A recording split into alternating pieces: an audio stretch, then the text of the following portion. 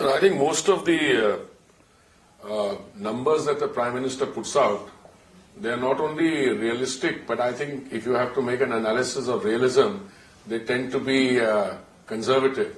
And our performance invariably has been better than that. So that is true of the kind of things that we have talked about in the past. For instance, in the year 2014, when we had a miserable failure on the biofuels blending front, and the previous 10 years we were not able to achieve even 1.5% biofuel blending in 10 of our states and union territories, along came the Prime Minister and he said, we are going to change that, we're going to do 12%, 10% blending by November 2022, and 20% blending by 2030. We did the 10% target, we met it 5 months before time, and the 20% target of 2035 we brought to 2025. Right. So, 5 years in one. So my experience of the Honorable Prime Minister is that his statements on target dates are invariably the result of very deep and thorough research and many inputs which he's got from many people. And then he puts a overall political stamp on it. For instance, that we should be a Viksit Bharat or a developed country by 2047. I think no matter which yardstick you look at, we'll be a developed country well before that. If you look at our Paris commitments, we are the only country in the world which has met those commitments. Net zero by 2070. Again, I think my OMCs are already talking about net zero by 2035, 40 and 2045. So I think on the political arena, I think, as he himself says, an election has to be fought. An election has to be the basis of an interaction with people. That's why you find that when we talk about Viksit Bharat Sankalp Yatra, we talk about the Modi Ki Guarantee, it's not based on I am better than you. It is that he has essentially operationalized from Sarvodaya to Antyodaya. That is, you take the benefits of development to the most marginalized section of our people. And I can give you several examples. 11 crore toilets. And whom does it help? The dignity of the girl child. 4 crore Pradhan Mantri Awas Yojana, if you sanction both the Grameen and the urban. Swanidhi scheme, which is for a street vendor. During the pandemic, the most vulnerable section were the street vendors. Because if you are a senior editor, you'll get your salary irrespective of whether a channel runs or a newspaper runs, your salary is not going to be stopped. If you are in the agricultural sector, you will have food. If you are working in a company, most likely you'll go on getting your salary. But a street vendor, but every day he has to go to a money lender who will charge him exorbitant rates, sometimes 18%. He has to make do with his, wares, selling them from morning to evening. But what did he do? There was an economic lockdown. Yeah. So very fast rolled out scheme, the Swanidhi scheme. Today there are something like 65 to 68 lakh beneficiaries of that scheme. I asked myself a question. I asked the Street Vendors Association, their national president and office bearer, how many are there? Nobody knows. But not much more than that. So scheme started, rolled out very quickly. It's a scheme of microfinance, but it is much more than that. During the pandemic, most of them were broke. They were in deep debt. So the first kist or installment of 10,000, they utilized to repay their past debt. Then, if they paid it back in time, they got a second installment of 20,000, paid it back in time, no interest. Then they got their third installment of 50,000. Something like 11,000 crores have already been spent on disbursing loans. So the PM is very, not only conservative, but his realism tends to go on the conservative side. So you're saying that the 370 is actually a conservative figure? Yeah. You'll exceed that by... No, I'm just going, and I travel relentlessly around the country. Yesterday and today I was in different places, parts of... I was in Mumbai, then I was in a South Indian city, I was in Chennai. What I see in terms of public response, even in a place like Tamil Nadu, is unbelievable. So where do you think the extra seats will come from? Are the southern states the target? No, I see, you can't get into an explanation in terms of exact count just now, because the correct thing to do is first to allow the contours to establish who's fighting whom. I mean, if you and I had this conversation, say, 3 months ago, we would have been talking about something called an India alliance, all right? And I would have told you at that point of time that I will make an assessment based on what kind of seat-sharing formulas they can come to. Right. And what we've seen of a seat-sharing formula that has unfolded so far, and now with 10 more, 15 days more to go, nothing is going to come. So in many of those contests, it becomes much easier. I mean, if the whole world, in terms of an India alliance, had combined against the BJP, I would have said, all right, let's look at the numbers. Let's look at Delhi, for instance. I mean, we have 7 seats in Delhi. I'm not making any prediction, but if you look at the turnout last election and the vote share of the BJP in the last election, the combined votes of the Aam and the Congress party don't add up to the BJP votes. Sure. That's a simple point I'm making. Right. Will that be different? I don't know. Today, I think you should allow the thing. I think one of the conversations that we were having with your colleagues, who all are joining the BJP, that again is a matter making for great excitement, because what you saw happening in Uttar Pradesh, in terms of the Samajwadi Party, people leaving them, the Bahujan Samaj Party MPs joining us, leaving the Bahujan Samaj Party and joining us. It happened to the RLD some time ago. They've joined the India Alliance, NDA Alliance. You saw what's happening in Himachal. I think I would go into a granular analysis of how many seats per state, etc., a little later. But if you look at the overall narrative, the wave is in this direction, right, in terms of the NDA. Now you mentioned Delhi, where the AAP and Congress have come up with a seat-sharing agreement. But when you look at Punjab, they are against each other. So how does a common man deal with that conundrum? No, you're spot on. But I would go a step further. What is the genesis or the birth point of the Aam Aadmi Party?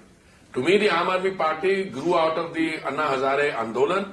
It was an Andolan specifically targeted at the corruption in the Congress party. Yeah. Now, 2 things have happened.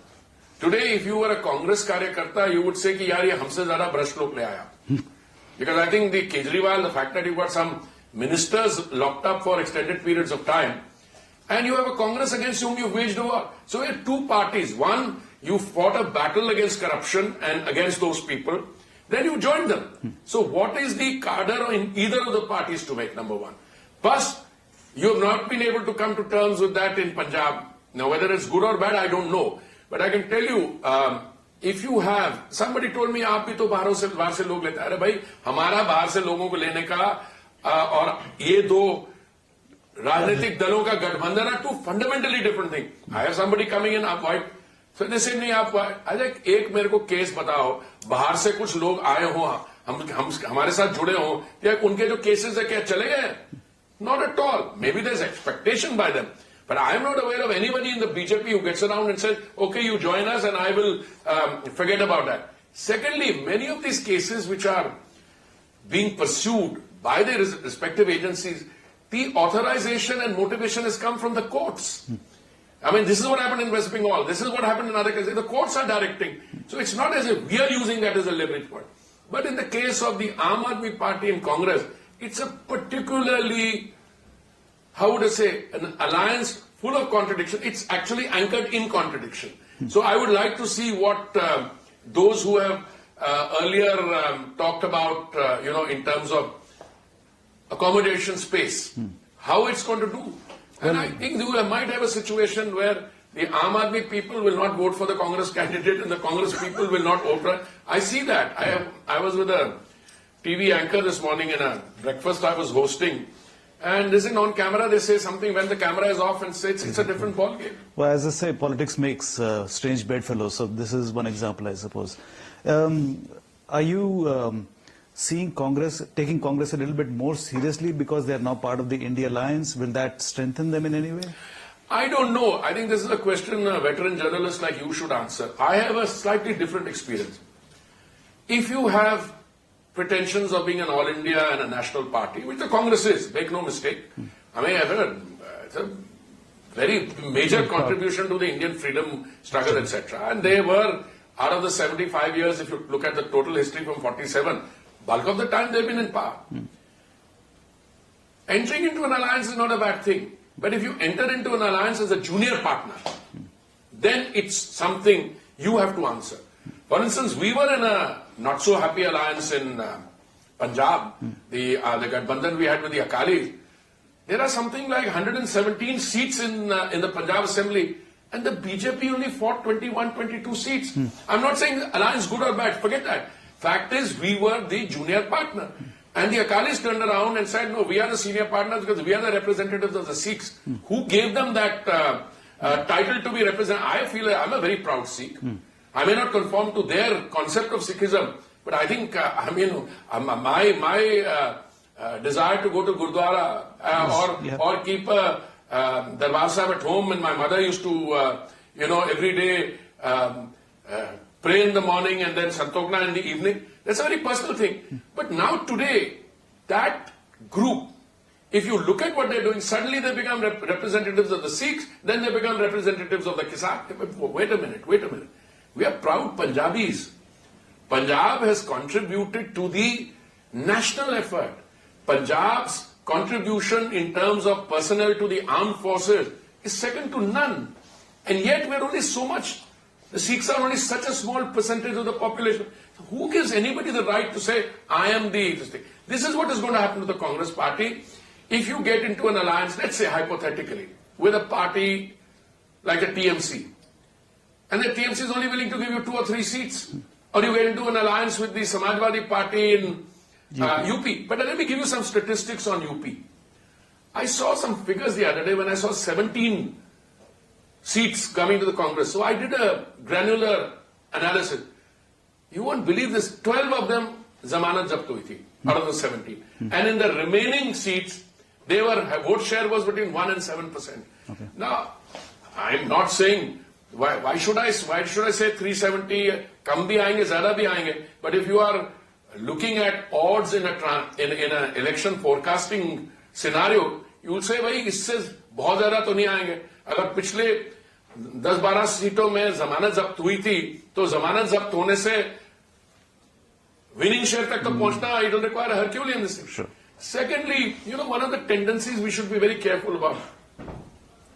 Who is claiming tickets? Why is there a rush coming to the BJP? I'm being very frank, because people want a BJP ticket. Yeah. Okay. Yeah. I am always very, very objective on this. Look, I've had a past with the Vidyarthi Parishad. I was a student at Delhi University. Before I taught at Delhi University College, I was a student at Hindu College. I fought an election. It was openly known that I had the ABVP support. All right? It was more non-political at that point of time. But when I wanted to join the BJP, when I retired from the Foreign Service, a friend of mine said कि नहीं, मुझे पता भाजपा आपके दिल में, but formally join करना पड़ेगा. मैं join करने को तैयार.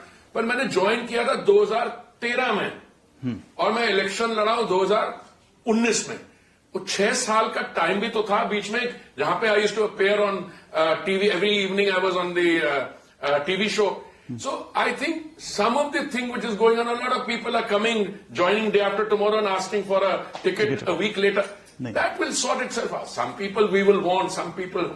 But the BJP, and this is my view, BJP is not only the world's largest political party by far, but its inner functioning is democratic but predictable. Here you subscribe, you get the benefit, a large parivar, you can have people, you can reach out to people, you can join you can join the Mahila Morcha, you can join the, Yuva Morcha, you can join any of these others.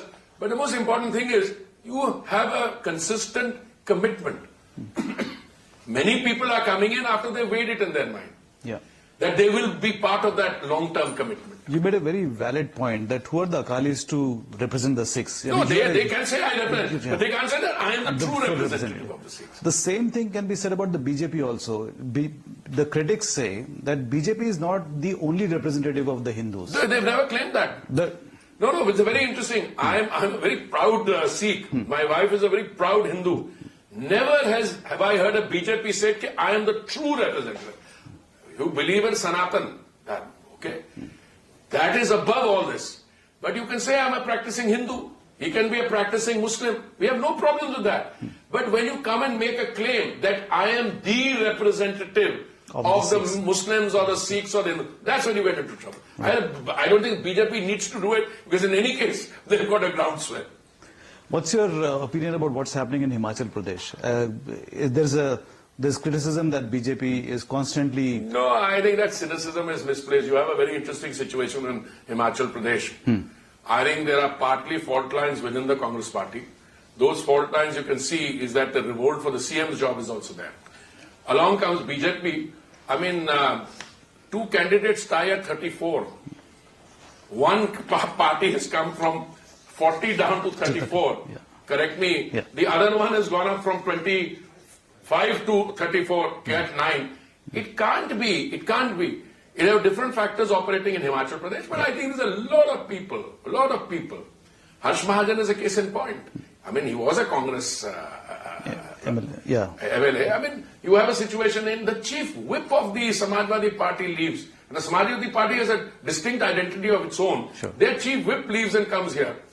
One of their MLAs openly talks about hum to Ram ke parivar se hai. I mean, so there is a churning in around the country. Look, I travel sometimes on a flight not between Delhi and Lucknow, because there Jai Shri Ram is, it's but in the other parts, there is something going on. There's more self-confidence. There is more belief that the political system is actually serving the people, that the policies are serving, and frankly, even when you come to, what's good for the people in the short term, the BJP has much more to offer. Yeah.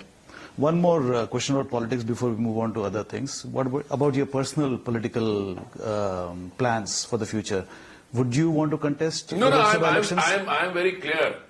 When I joined the BJP, somebody asked me, was there any discussion? I said, no, there was no discussion, because I was always in part of the BJP. I mean, one person asked me, आप जब हमारे लोग जाया करते थे आपसे मिलने, आप उन बड़े हमारे नेता आपके यहाँ रहा करते थे, वो क्या है? तो मैंने कहा, मेरा विद्यार्थी परिषद के साथ बहुत पुराना संबंध है. तो ये कब से? So I said, I named the date. He said, I wasn't even born then. So I have an old association.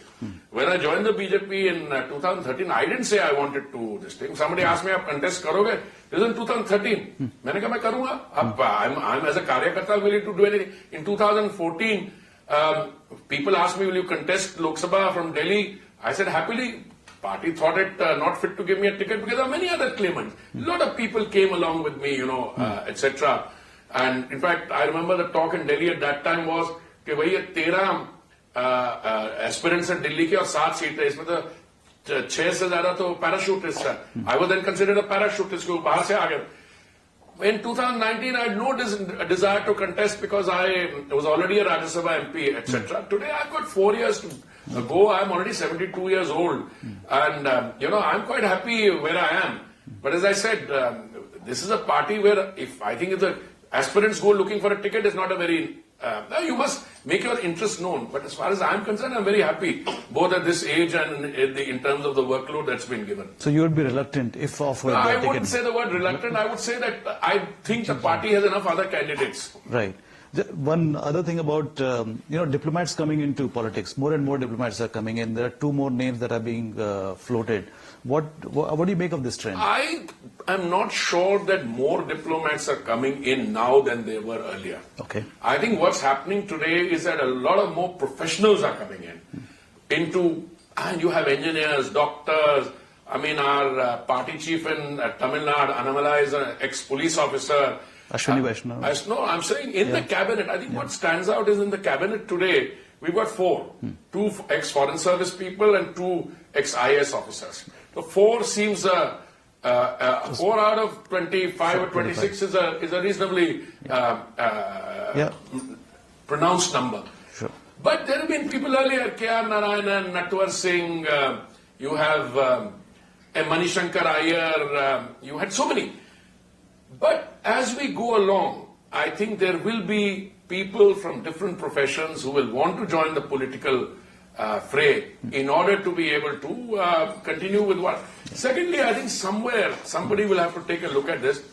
Most people who retire at the age of 60, they still have a lot of fire in their belly. Yeah. So they will go to the corporate sector, they will go into reading and writing books, you know, even startups. I mean, one of the things I wanted to do when I retired